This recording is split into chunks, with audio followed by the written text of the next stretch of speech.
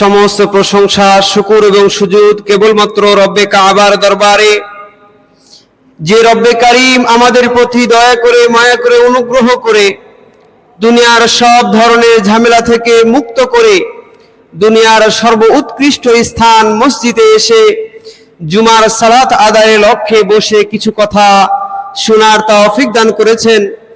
এই জন্য আমরা সকলে এসে মহান সত্তার দরবারে অন্তরের অন্তঃস্থল থেকে কালিমাতু শুকর আদায় করি, আলহামদুলিল্লাহ।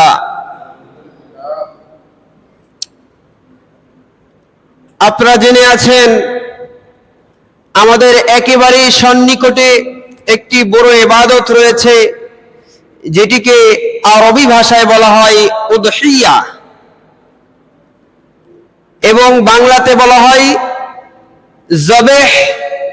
সেটাকে কেন্দ্র করে যে আমাদের আনন্দ, সেটাকে হাদিসের পরিভাষায় বলা হয় ঈদুল আযহা, অর্থাৎ ঈদুল আযহা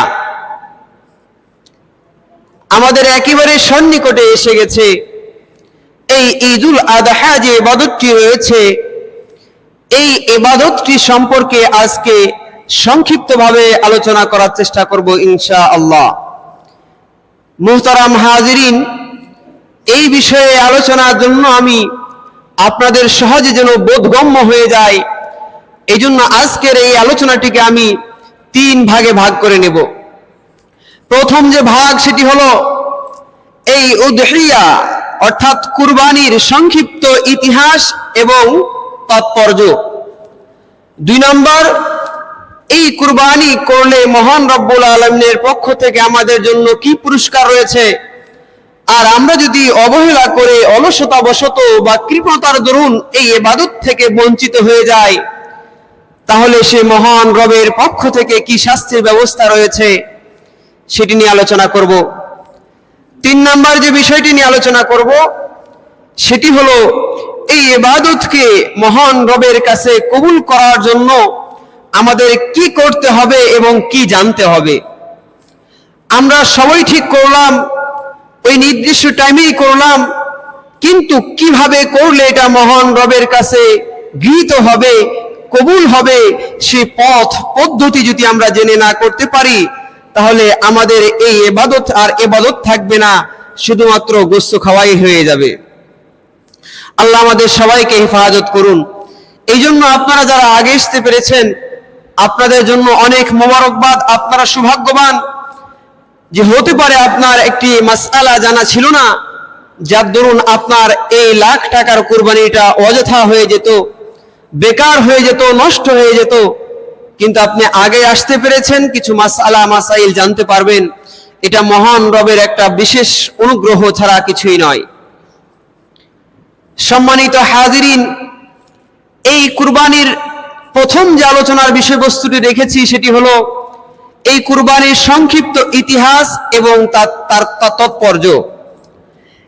কুরবানির সংক্ষিপ্ত ইতিহাস যদি আমরা জানতে চাই, ইতিহাসকে পর্যালোচনা করি, তাহলে দেখা যাবে পৃথিবীর বুকে সর্বপ্রথম যে নবী এসেছিলেন, আমার আপনার সবার আদি পিতা হযরত আদম আলাইহিস সালাতু ওয়াস সালাম, ওনার থেকেই এর সূচনা চলে এসেছে। বাকি কথা হলো আমাদের যুগে যেই কুরবানির প্রথা, যে পদ্ধতি রয়েছে, এটি সেটি পদ্ধতি নয়, এটি তার পরবর্তী প্রথা এবং পদ্ধতি। এটি কার থেকে এসেছে, কিভাবে এসেছে, সংক্ষিপ্তভাবে আলোচনা করব ইনশাআল্লাহ। আমাদের আদি পিতা হযরত আদম আলাইহিস সালাতু ওয়াস সালামের যে প্রথম পুত্র ছিল, তার নাম ছিল কাবিল। ওই সময় আল্লাহ তাআলা হযরত আদম আলাইহিস সালামের স্ত্রী হিসেবে পাঠিয়েছিলেন হাওয়া আলাইহিস সালাতু ওয়াস সালামকে, এবং তার গর্ভে পৃথিবীর বুকে মানব জাতির বিস্তার লাভের লক্ষ্যে একসাথে 2টা করে সন্তান দিতেন। একজন থাকতো পুত্র, আরেকজন থাকতো কন্যা। হযরত আদম আলাইহিস সালাতু ওয়াস সালামের প্রথম যে পুত্র হয় প্রথমবার, সেটা ছিল কাবিল, এবং তার সাথে যে কন্যাটি ছিল তার নাম ছিল আকলিমা।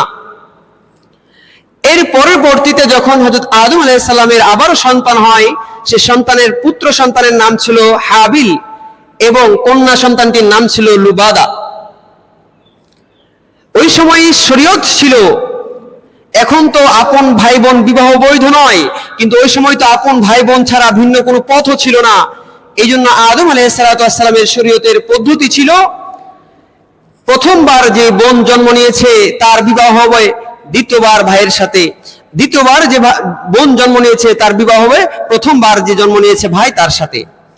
অর্থাৎ সেই পদ্ধতি অনুযায়ী শরীয়ত মোতাবেক প্রথম সন্তান কাবিলের বিবাহ ছিল লুবাদার সাথে, আর হাবিলের বিবাহের শরীয়ত ছিল আকলিমার সাথে। কিন্তু ঘটনাক্রমে দেখা গেছে আকলিমা ছিল লুবাদার চেয়ে বেশি সুন্দরী। হযরতে এখানে এসে কাবিল যিনি ছিল হযরত আদম আলাইহিসসালামের সন্তান, তিনি শরীয়তকে মানতে পারলেন না। তিনি সুন্দরটাকে বিয়ে করবেন ইসলাম বাদ দিয়ে। যখন এক পর্যায়ে তাদের একবারে সীমান্তে পৌঁছে গেল, হত্যাকাণ্ড ঘটিয়ে ফেলল, তখন কে বৈধ পথে আছে আর কে অবৈধ পথে আছে সেটাকে প্রমাণিত করবার জন্য মহান রব্বুল আলামিনের পক্ষ থেকে নির্দেশ আসলো, উভয়জন যেন সম্পদ পাহাড়ের চূড়ায় রেখে দেয়, যার সম্পত্তি আসমান থেকে আগত আগুন এসে জ্বালিয়ে দিবে সে হকের উপর রয়েছে। ঠিক তেমনই করা হয়েছিল। হাবিলের যে সম্পদ ছিল সেটা আগুন এসে জ্বালিয়ে দিয়েছিল, কিন্তু কাবিলেরটা জ্বালায়নি, কারণ সে অন্যায় পথে ছিল। এরই ধারাবাহিকতা এখান থেকে শুরু হয়ে যায়। কিন্তু এই পথ ও পদ্ধতি তো আমাদের এই যুগে নেই, জাবেহের বা কুরবানির। আমাদের যুগে যে প্রথা পদ্ধতি শরীয়ত নির্দেশিকা রয়েছে সেটি হলো আমাদের জাতির পিতা হযরত ইব্রাহিম আলাইহিসসালাম থেকে চলে এসেছে। গত জুমায় আপনারা শুনেছেন হযরত ইব্রাহিম আলাইহিসসালামের যখন বয়স 86 বা 87 মতান্তর রয়েছে, ওই সময় আল্লাহর কাছে কবুল করে একজন সন্তান পেয়েছিলেন যার নাম ছিল ইসমাইল। আর এই ইসমাইল জন্মগ্রহণ করেছিল ছোট স্ত্রীর গর্ভে। পরবর্তীতে আল্লাহর নির্দেশিকায়, আল্লাহর নির্দেশে তাকে সেই মক্কার মরুভূমিতে রেখে যায়। যখন হযরত ইব্রাহিম আলাইহিসসালামের সন্তান ইসমাইলের বয়স কত, এটা নিয়ে তাফসীর কারকদের মধ্যে মতানৈক্য রয়েছে। বাকি গ্রহণযোগ্য মত অনুযায়ী যখন ইসমাইল আলাইহিসসালামের বয়স 14 বছর বা তার চেয়ে কম বেশি, ওই সময় আল্লাহ তাআলা ইব্রাহিম আলাইহিসসালামকে নির্দেশ করলেন, ও ইব্রাহিম, তুমি যে তোমার সন্তান আর স্ত্রীকে সেই মক্কা নগরীর মরুভূমিতে রেখে এসেছিলে, যাও গিয়ে কুরবানি করো। আল্লাহ পরীক্ষা নেবেন। মনে রাখবেন, যে যত বড় হয় তার কুরবানি, তার পরীক্ষা তত বেশি হয়। এই জন্য কবি বলেন, জিনকে জিতনে হো কুরবানি উন পর উতনে হো খোদা কি মেহেরবানি। যার যতটুকু কুরবানি হবে তার উপর আল্লাহ রব্বুল আলামিনের মেহেরবানি ততটুকুই হবে। ইব্রাহিম আলাইহিসসালাম অনেক বড় বড় পরীক্ষার সম্মুখীন হয়েছিলেন, তন্মধ্যে এটাও ছিল একটা পরীক্ষা। সূরা সাফফাতের 102 নং আয়াতের মধ্যে মহান রব্বুল আলামিন এই বিষয়টিকে ফুটিয়ে তুলেছেন। মহান রব্বুল আলামিন বলেন, ফালাম্মা বালাগা মা'হুস সা'য়া ক্বালা ইয়া বুনাইয়া ইন্নী আরা ফিল মানাম আন্নী আযবাহুকা ফানজুর মাযা তারা। ইব্রাহিম আলাইহিসসালাম ওই সময় মক্কায় এসে ইসমাইল আলাইহিসসালামকে বললেন, ইসমাইল, আমি তো স্বপ্নে দেখেছি যে আমি তোমাকে জবাই করছি, তুমি কি বলো? ইব্রাহিম আলাইহিসসালাম বলেন, হযরত ইব্রাহিম আলাইহিসসালাম বলেন, ফানজুর মাযা তারা, তুমি কি মনে করো, তোমার রায় বলো। ইব্রাহিম আলাইহিসসালামের এই কথা শুনে পুত্র ইসমাইল আলাইহিসসালাম বলেন, ক্বালা ইয়া আবাতি ফাআল মা তুমার সাতাজিদুনি ইনশাআল্লাহু মিনাস সাবিরিন। হযরত ইসমাইল আলাইহিসসালাম বলেন, বাবা, আল্লাহর পক্ষ থেকে যার আদিষ্ট আপনি হয়েছেন তা আপনি এখনই বাস্তবায়িত করুন। এখানে একটা বিষয় বুঝার আছে। ইসমাইল আলাইহিসসালাম বলেন নাই আপনি যা দেখেছেন তা করেন, এই কথা বলেন নাই। তিনি বলেছেন আল্লাহর পক্ষ থেকে যে বিষয়ে আপনি আদিষ্ট হয়েছেন ওই বিষয়টি আপনি এখনই করুন। আদিষ্ট হয়েছেন এটা কিভাবে বুঝলেন? কারণ তিনিও ছিলেন নবী, যদিও ছোট, নবীর পুত্র নবী, তার স্বপ্ন দেখে বুঝে গেছেন আমার পিতা যেহেতু নবী, নবীরা কোনো সময় ভুল স্বপ্ন দেখে না। যে স্বপ্ন দেখেছে তা ছিল আল্লাহ তাআলার পক্ষ থেকে নিঃসন্দেহে সত্য। অতএব বাবা, আপনি যার আদিষ্ট হয়েছেন স্বপ্ন যোগে তা বাস্তবায়িত করুন। আল্লাহ তাআলার এই নির্দেশকে বাস্তবায়ন করার জন্য হযরত ইব্রাহিম আলাইহিস সালাম হযরত ইসমাঈল আলাইহিস সালামকে মিনা প্রাঙ্গণে নিয়ে গেলেন। ইসমাঈল আলাইহিস সালাম বলেন, সাতাদিজুনি ইনশাআল্লাহু মিনাস সাবিরিন। ও বাবা, আপনি আল্লাহর এই আদেশ পালন করার ক্ষেত্রে গিয়ে আপনি আমাকে ধৈর্যশীলদের মধ্যে পাবেন, আমাকে উগ্র পাবেন না। এই কথার উপরে হযরত ইব্রাহিম আলাইহিস সালাম নিয়ে গেলেন মিনায়। সেখানে গিয়ে জবে করার চেষ্টা করলেন। একটা কথা মনে রাখার, একটা কথা বুঝার, আল্লাহ রাব্বুল আলামিন ইচ্ছে করলে বলতে পারতেন, ও ইব্রাহিম, তুমি তোমার সেই আদরের টুকরা ইসমাইলকে জবেহ করো, এই কথা বলতে পারতেন। কিন্তু আল্লাহর উদ্দেশ্য তো জবেহ করা নয়, আল্লাহর উদ্দেশ্য হলো তার দিলটা দেখা। এই জন্য আল্লাহ জবেহ করতে বলেন নাই, আল্লাহ আদেশ করেন নাই। আল্লাহ বলেছেন, ও ইব্রাহিম, ইব্রাহিম আলাইহিস সালামকে এরকম আদেশও করেন নাই। ইব্রাহিম আলাইহিস সালামকে মহান রব্বুল আলামিন স্বপ্নে দেখিয়েছেন। আল্লাহ চাইলে আদেশ করতে পারতেন, তুমি তোমার পুত্র সন্তান ইসমাইলকে জবেহ করো, কিন্তু আদেশ করেন নাই। কেন? বলে আল্লাহর উদ্দেশ্য তো জবেহ করা নয়, আল্লাহর উদ্দেশ্য হলো অন্তর দেখা। ঠিক এমনই ভাবে আমরা যে কুরবানি করি, আল্লাহ রাব্বুল আলামিন এই বিষয়ে বলেন, লা ইয়ানালাল্লাহু লুহুমুহা ওয়ালা দিমাউহা ওয়ালাকিন ইয়ানালুহুত তাকওয়া মিনকুম। তোমরা যে কুরবানি করো, এর রক্ত আমার কাছে আসে না, এর গোশত আমার কাছে আসে না, কেবল আমার কাছে আসে তোমাদের তাকওয়া। সুবহানাল্লাহি ওয়া বিহামদিহি। আল্লাহ আমাদের গোশত দেখেন না, আল্লাহ আমাদের রক্ত দেখেন না, আল্লাহ আমাদের দেখেন তাকওয়া। কিন্তু বড় আফসোসের বিষয়, এই কুরবানিকে অনেকে গোশত খাওয়ার বিষয় বানিয়ে ফেলেছে, অনেকে আনন্দের বিষয় বানিয়ে ফেলেছে। না না, এটা গোশত খাওয়ার বিষয় না, এটা হলো আল্লাহর পক্ষ থেকে একটা নির্দেশ। এই নির্দেশে মহান রব্বুল আলামিন আমার অন্তরকে দেখবেন।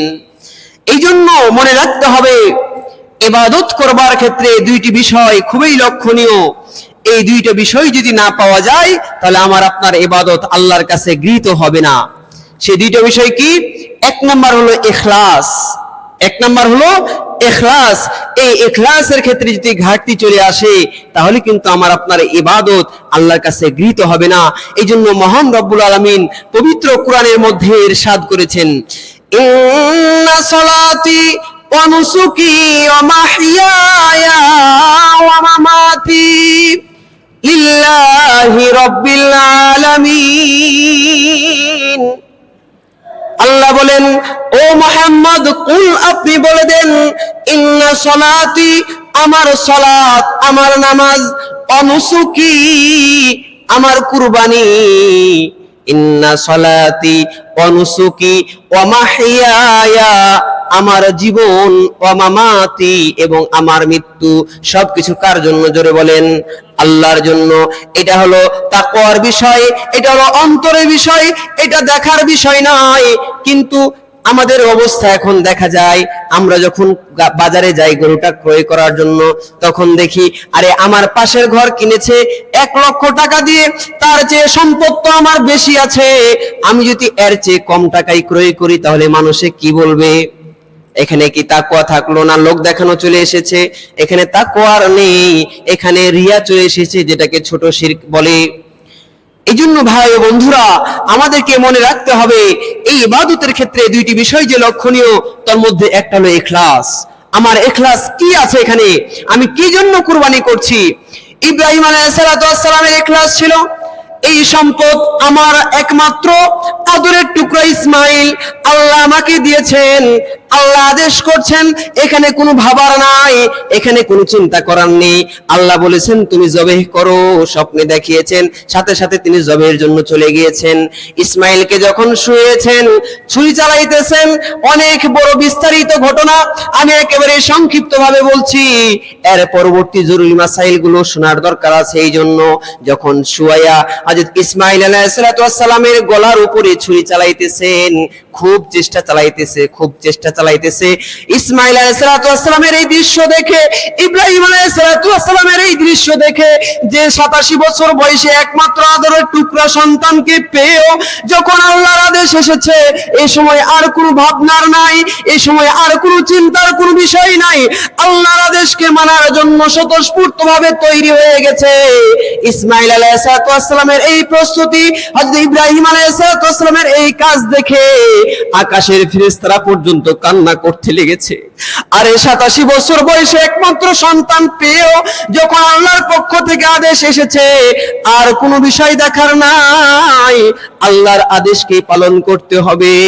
এই দৃশ্য যখন আল্লাহ দেখেছেন, আল্লাহ জিবরিলকে বলেন, ও আমার বন্ধু জিবরিল, তুমি জান্নাত থেকে যাও, দ্রুত গতিতে একটা দুম্বা নিয়ে যাও, গিয়ে ইসমাইলকে ছুরির নিচ থেকে সরাইয়া ওই ছুরির নিচে তুমি দুম্বাকে রেখে দাও।